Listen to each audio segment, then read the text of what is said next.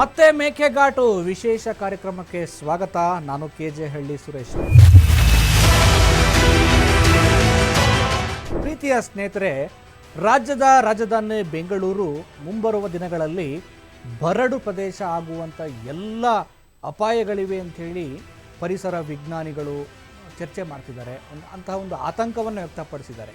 ಇದೀಗ ಮೇಕೆದಾಟು ವಿವಾದ ಮುನ್ನೆಲೆಗೆ ಬಂದಿದೆ. ಯಾಕೆ ಅಂದರೆ ರಾಜ್ಯದಲ್ಲಿ ಮತ್ತು ಇಡೀ ದೇಶದಲ್ಲಿ ಲೋಕಸಭಾ ಚುನಾವಣೆಯ ವಿಚಾರ ಚರ್ಚೆ ಆಗ್ತಿರುವಂಥ ಸಂದರ್ಭದಲ್ಲಿ ಮೇಕೆದಾಟು ವಿಚಾರ ಯಾಕೆ ಬಂತು ಅನ್ನೋದನ್ನು ನಾವು ಈಗ ಮಾತಾಡೋದಾದರೆ, ಸ್ನೇಹಿತರೆ, ಈಗ ರಾಷ್ಟ್ರದ ರಾಜಕಾರಣದ ಭಾಗವಾಗಿ ಕಾಂಗ್ರೆಸ್ ಒಂದಷ್ಟು ಪಕ್ಷಗಳನ್ನು ಒಂದು ಮಿತ್ರ ಪಕ್ಷಗಳನ್ನ ತೆಗೆದುಕೊಂಡು ಇಂಡಿಯಾ ಮೈತ್ರಿಕೂಟ ಅಂತ ನಾವು ಮಾಡಿಕೊಂಡಿದೆ. ಆ ಇಂಡಿಯಾ ಮೈತ್ರಿಕೂಟದ ಭಾಗವಾಗಿ ತಮಿಳುನಾಡಿನ DMK ಸರ್ಕಾರ, ಅಲ್ಲಿನ ಮುಖ್ಯಮಂತ್ರಿ ಸ್ಟಾಲಿನ್ ಅವರು ಇದ್ದಾರೆ.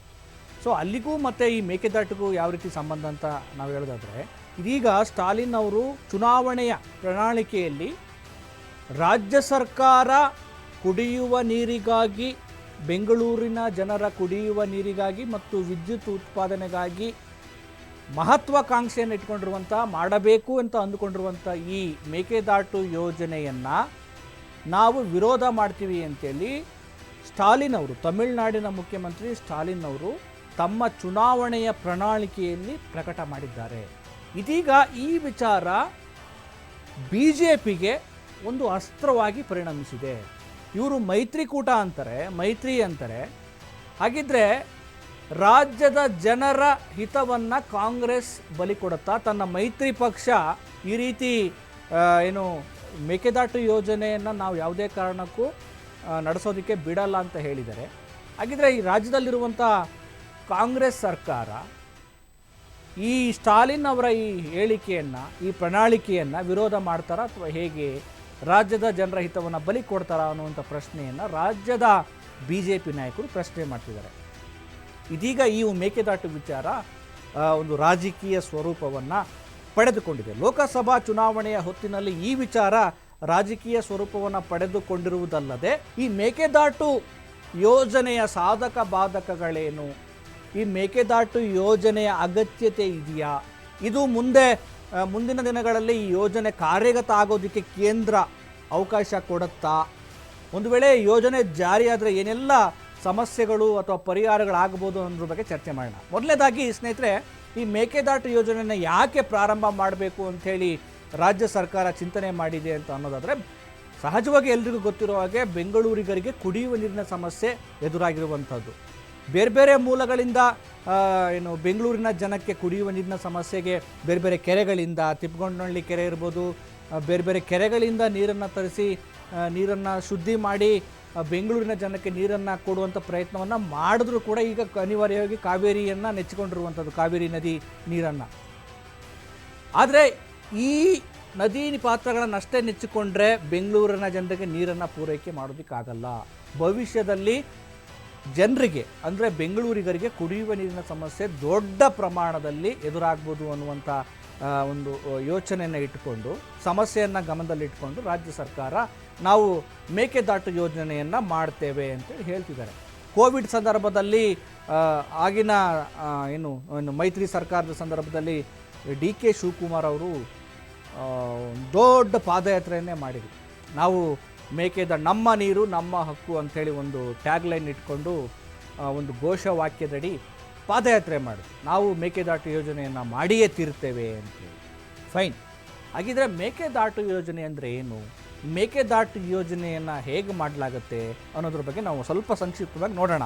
ಮೊದಲನೇದಾಗಿ, ಬೆಂಗಳೂರಿನಿಂದ 90 ಕಿಲೋಮೀಟ್ರು ಒಂದು ದೂರದಲ್ಲಿರುವಂತಹ ರಾಮನಗರ ಜಿಲ್ಲೆಯ ಹನೂರು ಅರಣ್ಯ ವಲಯದ ಗುಡ್ಡೆ ನಡುವೆ ಒಂಟಿಗುಂಡು ಅನ್ನುವಂಥ ಒಂದು ಸ್ಥಳದಲ್ಲಿ ಹರಿಯುವ ನದಿ ಪ್ರದೇಶಕ್ಕೆ ಮೇಕೆದಾಟು ಅಂತ ಕರೆಯಲಾಗುತ್ತೆ. ಜೊತೆಗೆ ಅಲ್ಲಿ ಮೇಕೆಗಳು ದಾಟಿದ್ರಿಂದ ಅದನ್ನು ಮೇಕೆದಾಟು ಅಂತ ಹೆಸರು ಬಂತು ಅಂತ ಸ್ಥಳೀಯವಾಗಿ ಹೇಳಲಾಗುತ್ತೆ. ಕಾವೇರಿ ನದಿಯ ಹರಿಯುವಿಕೆಯ ರಭಸದಿಂದಾಗಿ ಒಂದು ರೀತಿ ವಿಚಿತ್ರವಾಗಿ ಕೊರೆತ ಉಂಟಾಗಿದೆ. ಈ ಎಲ್ಲ ಕಾರಣದಿಂದಾಗಿ ಅದನ್ನು ಮೇಕೆದಾಟು ಅಂತ ಕರೆಯಲಾಗುತ್ತೆ. ಫೈನ್. ಈ ಒಂದು ಮೇಕೆದಾಟು ಪ್ರದೇಶದಲ್ಲಿ ಡ್ಯಾಮನ್ನು ಕಟ್ಟಿ, ಅದೇ ಆ ಮಳೆ ನೀರು ಸಮುದ್ರ ಪಾಲಾಗುವುದನ್ನು ತಪ್ಪಿಸೋದಕ್ಕೋಸ್ಕರ ಸೊ ಆ ಒಂದು ಸಂದರ್ಭದಲ್ಲಿ ಬೀಳುವಂಥ ನೀರಿದೆಯಲ್ಲ, ಸುಮಾರು ಒಂದು 65ರಿಂದ 66 TMC ಹೆಚ್ಚುವರಿ ನೀರನ್ನು, ಆ ನೀರನ್ನು ಸಂಗ್ರಹಿಸಬೇಕು ಅನ್ನೋ ಉದ್ದೇಶಕ್ಕೋಸ್ಕರ ಮೇಕೆದಾಟು ಯೋಜನೆಯನ್ನು ಮಾಡಲಾಗಿದೆ ಅಂಥೇಳಿ ರಾಜ್ಯ ಸರ್ಕಾರ ಹೇಳುತ್ತೆ. ಜೊತೆಗೆ ಆ ಒಂದು ನೀರನ್ನು ಸಂಗ್ರಹಿಸಿ ಅದನ್ನು ಕುಡಿಯೋದಕ್ಕೆ ಬಳಕೆ ಮಾಡೋದರ ಜೊತೆಗೆ ವಿದ್ಯುತ್ ಉತ್ಪಾದನೆಗೂ ಯೋಜನೆ ಅನುಕೂಲ ಆಗುತ್ತೆ ಅನ್ನುವಂಥದ್ದು ಸರ್ಕಾರದ ಮಹತ್ವಾಕಾಂಕ್ಷೆ. ಒಟ್ಟು 5252.40 ಹೆಕ್ಟೇರ್ ಪ್ರದೇಶದಲ್ಲಿ ನಿರ್ಮಾಣ ಮಾಡುವಂಥ ಈ ಒಂದು ಪ್ರದೇಶದಲ್ಲಿ ಡ್ಯಾಮನ್ನು ನಾವು ಕಟ್ಟಬೇಕು ಅನ್ನುವಂಥ ಒಂದು ಪ್ಲ್ಯಾನಿಂಗ್ ಇದೆ ಅನ್ನುವಂಥದ್ದು. ಈ ಯೋಜನೆಗೆ 3181.9 ಹೆಕ್ಟೇರ್ ಕಾವೇರಿ ವನ್ಯಜೀವಿ ಅಭಯಾರಣ್ಯದ ಪ್ರದೇಶ ಬೇಕಾಗಿದೆ ಅನ್ನುವಂಥ ಒಂದು ಅಂದಾಜನ್ನು ಮಾಡಲಾಗಿದೆ. ಜೊತೆಗೆ ಇದಷ್ಟೇ ಅಲ್ಲದೆ 1869.5 ಹೆಕ್ಟೇರ್ ಅರಣ್ಯ ಭೂಮಿಯನ್ನು ನಾವು ಅಂದರೆ ಈ ಯೋಜನೆಗೆ ಸ್ವಾಧೀನಪಡಿಸ್ಕೊಳ್ಬೇಕಾಗುತ್ತೆ. 201 ಹೆಕ್ಟೇರ್ ಜಮೀನು ಅಂದರೆ ಕಂದಾಯ ಜಮೀನು ಹಾಗೂ ಖಾಸಗಿ ಭೂಮಿ ಇದರಿಂದ ಸ್ವಾಧೀನಕ್ಕೆ ಒಳಪಡುತ್ತೆ. ಒಟ್ಟು ಈ ಒಂದು ಡ್ಯಾಮ್ ಏನಾದರೂ ಕಟ್ಟಿದ್ರೆ ಇದಷ್ಟೇ ಅಲ್ಲದೆ ಹಳ್ಳಿಗಳು ಕೂಡ ಮುಳುಗೋಗ್ತವೆ. ಒಟ್ಟು 5 ಹಳ್ಳಿಗಳಾದ ಮಡುವಾಳ, ಹೊಂಗೆದೊಡ್ಡಿ, ಸಂಗಮ, ಮುತ್ತತ್ತಿ, ಬೊಮ್ಮಸಂದ್ರ ಈ ಯೋಜನೆಯಿಂದ ಮುಳುಗಡೆ ಆಗ್ತವೆ ಅನ್ನುವಂಥದ್ದು. ಒಟ್ಟು 67.16 TMC ಸಂಗ್ರಹ ಸಾಮರ್ಥ್ಯದ ಅಣೆಕಟ್ಟನ್ನು ಕಟ್ಟಬೇಕು ಅನ್ನುವಂಥದ್ದು ಈ ಪ್ಲಾನಿಂಗ್, ಒಂದು ಪ್ರಾಜೆಕ್ಟ್, ಒಂದು ನೀಲನ್ನು ರೆಡಿಯಾಗಿರುವಂಥದ್ದು. ಸರ್ಕಾರವೇನೋ ಈ ಯೋಜನೆ ಜಾರಿ ಮಾಡಬೇಕು ಅನ್ನುವಂಥ ಉತ್ಸಾಹ, ಮಹತ್ವಾಕಾಂಕ್ಷೆಯನ್ನು ಇಟ್ಕೊಂಡಿದೆ. ಆದರೆ ಕೇಂದ್ರದಿಂದ ಅನುಮತಿ ಸಿಗಬೇಕು. ಇದಕ್ಕೆ ಕೇಂದ್ರ ಅನುಮತಿ ಕೊಡಬೇಕು. ಕಾನೂನಿನ ಸಮ್ಮತಿ ಇದೆ, ಕಾನೂನಿನ ಸಮ್ಮತಿ ಇದ್ದರೂ ಕೂಡ ಕೇಂದ್ರದ ಪರಿಸರ ಇಲಾಖೆ ಇದಕ್ಕೆ ಪರ್ಮಿಷನ್ನ ಕೊಡಬೇಕಾಗತ್ತೆ ಅನ್ನುವಂಥದ್ದು. ಸೊ ಅದರ ಬಗ್ಗೆ ಚರ್ಚೆ ಮಾಡೋಣ. ಈಗ ಯಾಕೆ ಇದು ವಿವಾದದ ಸ್ವರೂಪವನ್ನು ಪಡೆದುಕೊಳ್ತಿದೆ ಅಂತಂದರೆ, ಒಂದು ವೇಳೆ ಏನಾದರೂ ರಾಜ್ಯ ಸರ್ಕಾರ, ಕರ್ನಾಟಕ ಏನಾದರೂ ಮೇಕೆದಾಟು ಯೋಜನೆಯನ್ನು ಮಾಡಿದರೆ ತಮಿಳುನಾಡು ಇದನ್ನು ಒಪ್ಪೋದಕ್ಕೆ ಸಾಧ್ಯ ಇಲ್ಲ. ಹಾಗಾಗಿ ಮೊದಲಿಂದನೂ ಖ್ಯಾತೆ ತೆಗಿತಾ ಇದೆ. ತಮಿಳುನಾಡಿನ ಮುಖ್ಯಮಂತ್ರಿ ಸ್ಟಾಲಿನ್ ಅವರು ಹೇಳೋದೇನು ಅಂದರೆ, ಅಲ್ಲಿನ ಎಲ್ಲ ಮುಖ್ಯಮಂತ್ರಿಗಳು ಹೇಳೋದೇನೆಂದರೆ, ಈ ಮೇಕೆದಾಟು ಯೋಜನೆ ಬೆಂಗಳೂರಿನಿಂದ 90 ಕಿಲೋಮೀಟರ್ ದೂರದಲ್ಲಿದೆ, ಇವರು ಕುಡಿಯೋ ನೀರಿಗೋಸ್ಕರ ಬಳಕೆ ಮಾಡ್ಕೊಳ್ಳಲ್ಲ, ಬೇರೆ ಏನೋ ಕಾರಣಕ್ಕೋಸ್ಕರ ಬಳಕೆ ಮಾಡ್ಕೊಳ್ತಿದ್ದಾರೆ, ಇದರಲ್ಲೇನೋ ಸ್ವಾರ್ಥ ಇದೆ ಅನ್ನುವಂಥ ಮಾತುಗಳನ್ನಾಡ್ತಾರೆ. ಜೊತೆಗೆ ಈ ಮೇಕೆದಾಟು ಯೋಜನೆಯನ್ನು ಅನುಷ್ಠಾನಕ್ಕೆ ಬಂದರೆ ತಮಿಳುನಾಡಿನ ರೈತರಿಗೆ ನೀರಿನ ಸಮಸ್ಯೆ, ನೀರಿನ ಅಭಾವ ಉಂಟಾಗುತ್ತೆ ಅನ್ನುವಂಥದ್ದು ಅವರ ಖ್ಯಾತೆ. ಸೊ ಹಾಗೆ ನೋಡಿದ್ರೆ ಇದು ನಮ್ಮ ರಾಜ್ಯದಲ್ಲಿದೆ. ನಮ್ಮ ರಾಜ್ಯದಲ್ಲಿ ಬೀಳುವಂಥ ಮಳೆಯನ್ನು, ನದಿ ನೀರಿನ ಒಂದು ಸಂಗ್ರಹವನ್ನು ಮಾಡಿಕೊಂಡು ನಾವು ಒಳ್ಳೆ ಕೆಲಸಕ್ಕೋಸ್ಕರ ಬಳಕೆ ಮಾಡಿಕೊಂಡ್ರೆ ಅವ್ರಿಗೇನು ಸಮಸ್ಯೆ ಆಗಬೇಕು ಗೊತ್ತಿಲ್ಲ. ಹಾಗಾಗಿ ಈಗ ಇಂಡಿಯಾ ಮೈತ್ರಿಕೂಟದ ಭಾಗವಾಗಿರುವಂಥ ಸ್ಟಾಲಿನ್ ಅವರ ಪಕ್ಷ ರಾಜ್ಯ ಸರ್ಕಾರದ ಯೋಜನೆಯನ್ನು ಒಪ್ಪಿಕೊಳ್ಬೇಕಾಗಿತ್ತು. ಲೋಕಸಭಾ ಚುನಾವಣೆಯನ್ನು ಒಂದು ರೀತಿ ಒಕ್ಕೂಟವಾಗಿ BJP ಪಕ್ಷವನ್ನು ಎದುರಿಸೋದಕ್ಕೋಸ್ಕರ ಇಂಡಿಯಾ ಮೈತ್ರಿಕೂಟ ಮಾಡ್ಕೊಂಡಿದ್ದಾರೆ. ಆದರೆ ತಮಿಳುನಾಡು ಮತ್ತು ತಮಿಳುನಾಡಿನ ಅಲ್ಲಿನ ರಾಜಕಾರಣಿಗಳ ಗುಣ ಏನಂದರೆ, ಯಾವುದೇ ಕಾರಣಕ್ಕೂ ಅವರ ರಾಜ್ಯದ ಹಿತ ಬಂದರೆ ಬಿಟ್ಟುಕೊಡಲ್ಲ. ನೀರು ಕಾವೇರಿ ವಿಚಾರ ಅಂತ ಬಂದರೆ ಅವರು ಯಾವುದೇ ಕಾರಣಕ್ಕೂ ಬಗ್ಗೋದಿಲ್ಲ. ಕಾನೂನಿನ ಹೋರಾಟಕ್ಕೂ ಮುಂದಾಗ್ತಾರೆ, ಎಲ್ಲ ಹೋರಾಟಕ್ಕೂ ಮುಂದಾಗ್ತಾರೆ. ಹಂಗಂತೇಳಿ ಕರ್ನಾಟಕದವ್ರು ಸುಮ್ಮನೆ ಕೂಡ್ತಾರೆ ಅಂತ ನಾವು ಹೇಳೋದಕ್ಕೆ ಸಾಧ್ಯನೇ ಇಲ್ಲ. ಕರ್ನಾಟಕದವ್ರಿಗೂ ಕೂಡ ಕಾವೇರಿನ ನೀರು, ನೆಲ, ಜಲ, ಭಾಷೆ ಬಗ್ಗೆ ಅಭಿಮಾನ ಇದೆ, ಹೋರಾಟಗಳು ನಡೀತಾ ಇದ್ದಾವೆ. ಸಮಸ್ಯೆ ಏನು ಅಂದರೆ, ಈ ಯೋಜನೆ ಜಾರಿಯಾದರೆ ನಿಜಕ್ಕೂ ಈ ಯೋಜನೆಯ ಅಗತ್ಯತೆ ಇದೆಯಾ ಅನ್ನುವಂಥದ್ದು. ಈ ಯೋಜನೆ ಜಾರಿಯಾದರೆ ಏನೆಲ್ಲ ಸಮಸ್ಯೆಗಳಾಗಬೇಕು? ಒಂದಷ್ಟು ಸಾವಿರಾರು ಎಕರೆ ಅರಣ್ಯ ಪ್ರದೇಶ ನಾಶ ಆಗುತ್ತೆ. ಆಮೇಲೆ ವನ್ಯಜೀವಿ ವೈವಿಧ್ಯತೆಗೆ ಸಮಸ್ಯೆ ಆಗುತ್ತೆ. ಎಲ್ಲದಕ್ಕಿಂತ ಮುಖ್ಯವಾಗಿ ಅಲ್ಲಿನ ಆನೆ ಕಾರಿಡಾರ್ ಅಂತ ಪ್ರಸಿದ್ಧಿ ಪಡೆದಿದೆ. ಅಲ್ಲಿ ಆನೆಗಳು ವಾಸಿಸುವಂಥ ಒಂದು ಸ್ಥಳ ಅದು. ಈ ಅಣೆಕಟ್ಟು ಕಟ್ಟೋದ್ರಿಂದ ಕಾಡೆಲ್ಲ ನಾಶ ಆಗುತ್ತೆ. ಆನೆಗಳು ಎಲ್ಲಿಗೆ ಹೋಗ್ಬೇಕು? ಅಲ್ಲಿನ ವನ್ಯಜೀವಿಗಳು ಎಲ್ಲಿ ಹೋಗಬೇಕು? ಈಗ ನಾವೆಲ್ಲ ಬಾಯಿ ಬಡ್ಕೊಳ್ತಿದ್ದೀವಲ್ಲ, ಅಯ್ಯೋ ಸಿಟಿಗೆ ಚಿರತೆ ಬಂತು, ಕರಡಿ ಬಂತು ಅಂತ. ಯಾಕೆ ಬರ್ತಿದ್ದಾವೆ ಅವು? ಕಾಡನ್ನೆಲ್ಲ ನಾಶ ಮಾಡಿದ್ರೆ, ಅವುಗಳ ಪ್ರದೇಶವನ್ನೆಲ್ಲ ಆಕ್ರಮಿಸ್ಕೊಂಡ್ರೆ ಈ ವನ್ಯಜೀವಿಗಳು ಮತ್ತು ಮಾನವ ಸಂಘರ್ಷ ಯಾಕಾಗುತ್ತೆ ಅಂದರೆ, ಮನುಷ್ಯನ ದುರಾಸೆ. ಎಲ್ಲವೂ ನನಗೆ ಬೇಕು. ಬೆಂಗಳೂರಲ್ಲಂತೂ ಏನು ಭೂಮಿ ಬರಡಾಗಿದೆ. ಬೆಂಗಳೂರಿನ ಜನರಿಗೆ ಅಂತರ್ಜಲವನ್ನು ಹೆಚ್ಚಿಸಬೇಕು ಅಂತ ಪ್ರಜ್ಞೆ ಇಲ್ಲವೇ ಇಲ್ಲ. ನೀರು ಬೇಕಷ್ಟೇ. ನೀರು ಬೇಕು. ಕಾಡನ್ನು ಕಡ್ದಾದ್ರೂ ನೀರು ಬೇಕು, ವನ್ಯಜೀವಿಗಳನ್ನು ನಾಶ ಮಾಡಿದಾದ್ರೂ ಸರಿ ನಮಗೆ ನೀರು ಬೇಕು. ನಮ್ಮಂತೆಯೇ ವನ್ಯಜೀವಿಗಳಿಗೂ ಕೂಡ ಬದುಕಿದೆ, ಪ್ರಕೃತಿಯಲ್ಲಿ ಅವುಗಳಿಗೂ ಪಾಲಿದೆ ಅನ್ನೋ ವಿವೇಕ ನಮಗೆ ಬರದೇ ಇದ್ದರೆ, ಆ ಮಾನವೀಯತೆ, ಆ ಸೂಕ್ಷ್ಮತೆ, ಆ ಸಂವೇದನೆ ನಮಗೆ ಬರದೇ ಇದ್ದರೆ ನಾವು ಮನುಷ್ಯರಾಗೋದಕ್ಕೆ ಸಾಧ್ಯತೆ ಇದೆಯಾ?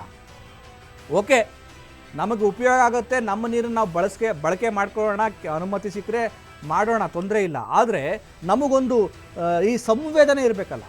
ನಮ್ಮಂತೆಯೇ ನಮ್ಮಗಳಂತೆಯೇ ಮನುಷ್ಯರಂತೆಯೇ ನಾವು ಬೆಂಗಳೂರಿನ ಜನರಂತೆಯೇ ಆ ಭಾಗದಲ್ಲಿರುವಂಥ ಈ ಮೇಕೆದಾಟು ಪ್ರದೇಶದಲ್ಲಿ ವಾಸ ಮಾಡುವಂಥ ಜೀವಿಗಳಿಗೂ ಬದುಕುವ ಹಕ್ಕಿದೆಯಲ್ಲ, ಅದನ್ನು ಕಿತ್ಕೊಂಡಂಗಾಗಲ್ವಾ? ನಮ್ಮ ದುರಾಸೆಗೆ ಮಿತಿ ಇದೆಯಾ? ಮಹಾತ್ಮ ಗಾಂಧಿ ಅವರು ಹೇಳ್ತಾರಲ್ಲ, ಪ್ರಕೃತಿ ಮನುಷ್ಯನ ಆಸೆಗಳನ್ನು ಪೂರೈಸುವುದೇ ಹೊರತು ದುರಾಸೆಗಳನ್ನಲ್ಲ ಅಂತ. ಈ ಡ್ಯಾಮ್ಗಳನ್ನು ಕಟ್ಟೋದು, ಇನ್ನೇನೋ ಮಾಡೋದು, ಇವೆಲ್ಲ ಏನು ಪ್ರಕೃತಿಯನ್ನು ನಾಶ ಮಾಡೋದು, ಮರಗಳನ್ನು ಸಾವಿರಾರು ಎಕರೆ ಮರಗಳನ್ನು ಕಡಿಯುವಂಥದ್ದು, ಇವೆಲ್ಲವೂ ಏನು ಅಂದರೆ ನಮ್ಮ ಸ್ವಾರ್ಥಕ್ಕೆ ಪ್ರಕೃತಿಯ ಮೇಲೆ ನಡೆಯುವಂಥ ಒಂದು ದೌರ್ಜನ್ಯ ಇದು. ನಾವು ಮತ್ತೆ ಮಳೆ ಬರಲಿಲ್ಲ, ಭೂಮಿ ಬರಡಾಯಿತು, ನೀರು ಸಿಗಲಿಲ್ಲ, ಅದು ಸಿಗಲಿಲ್ಲ ಅಂತೇಳಿ ಬಾಯಿ ಪಡ್ಕೊಳ್ತೀವಿ. ಆದರೆ ನಾವು ಪ್ರಕೃತಿ ಮೇಲೆ ನಡೆಸುವಂಥ ಈ ಅನಾಚಾರ ಇದೆಯಲ್ಲ, ಇದಕ್ಕೆ ಕಡಿವಾಣ ಬೀಳೋದು ಯಾವಾಗ? ಹಾಗಾಗಿ ಈ ಒಂದು ಯೋಜನೆ ಜಾರಿ ಆಗತ್ತೋ ಇಲ್ವೋ ಅನ್ನೋದನ್ನು ಕೇಂದ್ರದ ಪರಿಸರ ಇಲಾಖೆ ನಿರ್ಧಾರ ಮಾಡುತ್ತೆ. ಹಾಗಾಗಿ ಈ ಅರಣ್ಯ ಪ್ರದೇಶವನ್ನು ಉಳಿಸ್ಕೊಳ್ಳುವಂಥ ಜವಾಬ್ದಾರಿ ನಮ್ಮದು. ಮತ್ತು ನೀರಿನ ಬಗ್ಗೆ ನಮಗೊಂದು ವಿವೇಕ ಇರಬೇಕು, ಪ್ರಜ್ಞೆ ಇರಬೇಕು. ಈ ಆನೆ ಕಾರಿಡಾರಿಗೆ ತೊಂದರೆ ಆಗುತ್ತೆ, ಸಾವಿರಾರು ಎಕರೆ ಅರಣ್ಯ ನಾಶ ಆಗುತ್ತೆ, ಮತ್ತು ಅಲ್ಲಿನ ಜೀವ ವೈವಿಧ್ಯತೆಗೆ ತೊಂದರೆ ಆಗುತ್ತೆ ಅಂತೇಳಿ ಒಂದು ವರದಿ ಸಿಕ್ಕರೆ ಅಲ್ಲಿನ ಪರಿಸರ ಇಲಾಖೆ ಅನುಮತಿ ಕೊಡೋದಿಲ್ಲ. ಇನ್ನಾದರೂ ನಾವು ನೀರಿನ ಮಹತ್ವವನ್ನು ಅರ್ಥ ಮಾಡ್ಕೊಳ್ಳೋಣ, ಪ್ರಕೃತಿಯಲ್ಲಿ ನಮ್ಮಂತೆಯೇ ಸಹಜೀವಿಗಳಿಗೂ ಬದುಕುವ ಹಕ್ಕಿದೆ ಅನ್ನೋದನ್ನು ಅರ್ಥ ಮಾಡ್ಕೊಳ್ಳೋಣ. ಸೊ ನಮಗೆ ನೀರಿಲ್ಲ, ನಾವೇನು ಮಾಡೋಕ್ಕಾಗುತ್ತೆ? ಇದು ನಾವು ಮಾಡಿಕೊಂಡಂಥ ಸಮಸ್ಯೆ, ಇದು ನಾವು ತಂದುಕೊಂಡಂಥ ಗಂಡಾಂತರ ಇದು. ಹಾಗಾಗಿ ಪಾಪ ನೆಮ್ಮದಿಯಾಗಿ ಕಾಡಲ್ಲೇ ವಾಸ ಮಾಡುವಂಥ ಜೀವಿಗಳ ಮೇಲೆ ನಾವ್ಯಾಕೆ ಒಂದು ರೀತಿ ದಾರುಣವಾದಂಥ ಆಕ್ರಮಣ ಮಾಡಬೇಕು? ಈ ನೆಲೆಯಲ್ಲಿ ಎಲ್ಲರೂ ಯೋಚನೆ ಮಾಡೋಣ. ಆಮೇಲೆ ಯಲ್ಲಪ್ಪ ರೆಡ್ಡಿ ಅಂತೇಳಿ ಪರಿಸರ ತಜ್ಞರು ಕೂಡ ಇಡೀ ವಿಶ್ವದಲ್ಲಿಯೇ ಶ್ರೇಷ್ಠವಾದ ಜೀವ ವೈವಿಧ್ಯತೆ ಮೇಕೆದಾಟುವಿನಲ್ಲಿದೆ ಅಂತ ಹೇಳ್ತಿದ್ದಾರೆ. ಅಂದರೆ ಎಂಥ ವೈವಿಧ್ಯತೆಯನ್ನು ನಾವು ಕಾಪಾಡ್ಕೊಂಡಿದ್ದೀವಿ ಅಂತೇಳಿ. ಆಮೇಲೆ ಪಶ್ಚಿಮ ಘಟ್ಟಗಳು ಏನು ಅಂದರೆ, ಈ ಪಶ್ಚಿಮ ಘಟ್ಟಗಳು, ಈ ಮೇಕೆದಾಟು ಇವೆಲ್ಲ ಏನು ಅಂದರೆ ನಮ್ಮ ಭೂಮಿಯ ಶ್ವಾಸಕೋಶಗಳಿದ್ದಾಗೆ. ಅಂದರೆ ನಾವು ಉಸಿರಾಡೋದಕ್ಕೆ ಏನು ಶ್ವಾಸಕೋಶ ಹೆಂಗಿದೆಯೋ ಹಂಗೆ ಭೂಮಿಯ ಶ್ವಾಸಕೋಶ ಇದ್ದಂಗೆ ಅಂತ. ಅಂದರೆ ಆ ರೀತಿಯಾಗಿ ನಮ್ಮ ಗಾಳಿಯನ್ನು, ಶುದ್ಧತೆಯನ್ನು ಕೊಡುವಂಥ ಮತ್ತು ಮಳೆಯನ್ನು ತರಿಸುವಂಥ ಒಂದು ಜೀವ ನೆಲೆಗಳಿವು. ಈ ನೆಲೆಗಳನ್ನು ಕಾಪಾಡಿಕೊಳ್ಳೋಣ. ನಮ್ಮ ದುರಾಸೆಗಳಿಗೋಸ್ಕರ ಪ್ರಕೃತಿಯನ್ನು ಹಾಳು ಮಾಡೋ ಕೆಲಸವನ್ನು ಮಾಡದೇ ಇರೋಣ. ಮೇಕೆದಾಟು ಯೋಜನೆ ಮುಂದೆ ಯಾವ ಸ್ವರೂಪವನ್ನು ಪಡೆದುಕೊಳ್ಳುತ್ತೆ, ಇದು ಅನುಷ್ಠಾನ ಆಗುತ್ತೋ ಇಲ್ಲವೋ ಅನ್ನೋದನ್ನು ನೋಡೋಣ. ಸೊ ಮತ್ತೊಂದು ವಿಶೇಷ ಸ್ಟೋರಿಯೊಂದಿಗೆ ನಾನು ಹಾಜರಾಗ್ತೇನೆ. ನಮಸ್ಕಾರ.